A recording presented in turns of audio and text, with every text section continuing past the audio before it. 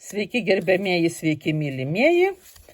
Koks siurprizas mūsų laukia už kampo ir ką mums atneša tokio nuotaikingo ir nuotaikingo. Įsirinkit, kaip jūs mėgstat, kaip visada darot. Ir tuoj pasakysiu. Tai pirmam variantui siurprizas bus toks labai tvirtas, prabangus veiksmas. Jūs jau žengsit į tą horizontą, kurį jau planavot seniai, tą kelionę, tą biznį, tą reikalą. Ir viską suplanavot ir jau jum energijos užtenka.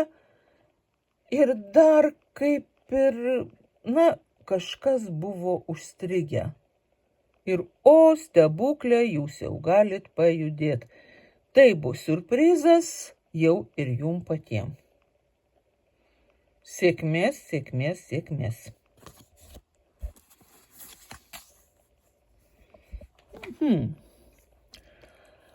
Antrasis variantas labai netikėtai pakils į kovą. Tai, kas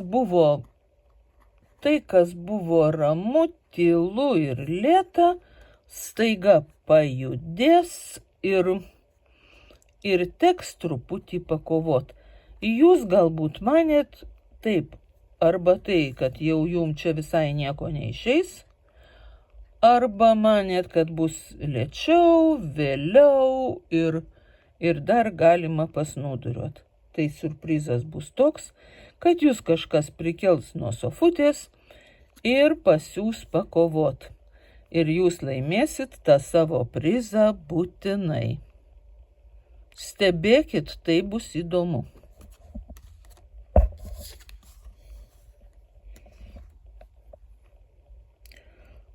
Tiesiog dar viena kova. Ir trečiam variantui kova. Kas čia per kovų dieną dabar mums atsitiko? Gali būti konkurencinė kova.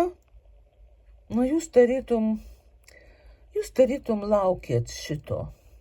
Jūs, kad ir tai siurprizas, bet jūs patyliukais tikėjotės to, kad tiksliau nesitikėjot, kad jūs tai gausit be kovos. Ir dabar jums teks truputėlį pakovot. Įrodyt savo išmintį, įrodyt savo galią. Žinoma, jūs laimėsit, nes jūs turite ir energijos ir visokių kitų savybių. Bet irgi teks pakovot. Jūs žinot, ką jūs ir mėgstat kovą. Turiu jums pasakyti.